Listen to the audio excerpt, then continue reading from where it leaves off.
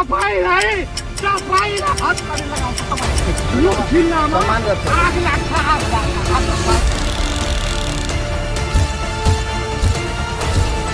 मैं यहाँ से गया था, सीतामढ़ी इलाज हुआ था, तो हम बचने के लिए वहाँ पर झूठ बोल रहे थे कि स्टॉक से लगा हुआ है। बेहोशी को सुई लगाएर त्यो राति जब भइसक्यो बोरामा हालेर चिम्नी भट्टामा जिउँदै चाहिँ फालेको हो।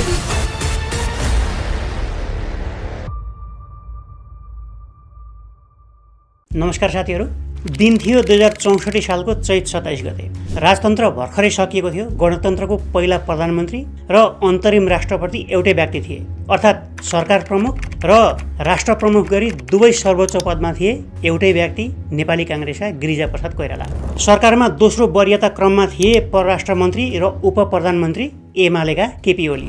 गृहमन्त्री थिए काङ्ग्रेसकै कृष्णप्रसाद सिटौला।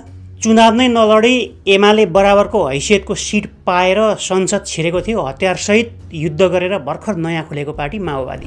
जनताले चुनेका प्रतिनिधिले नै देशको संविधान बनाउने र देशको नयाँ भाग्य कोर्ने भन्दै संविधान सभाको चुनाव हुँदै थियो। त्यसको मिति तोकिएको थियो भोलिपटक, अर्थात् चैत 28 गते।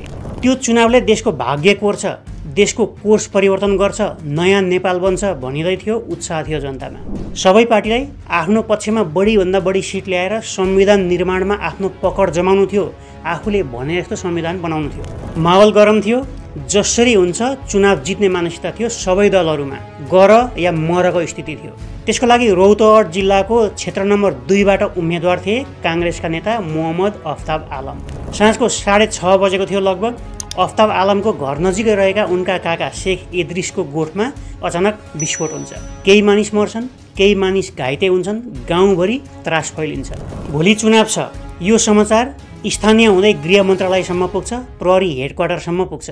त्यो ठाउँमा झन्डै अघोषित सङ्कटकाल नै लागु हुन्छ। कसैलाई त्यहाँ जान दिइँदैन। तर त्यसपछि त्यहाँ जे हुन्छ त्यसले नेपाली राजनीति मात्रै होइन, नेपालको न्यायिक इतिहासमै कहिल्यै नमेटिने एउटा कलङ्क, कहिल्यै नपुर्ने एउटा घाउ लगाएर छोड्छ।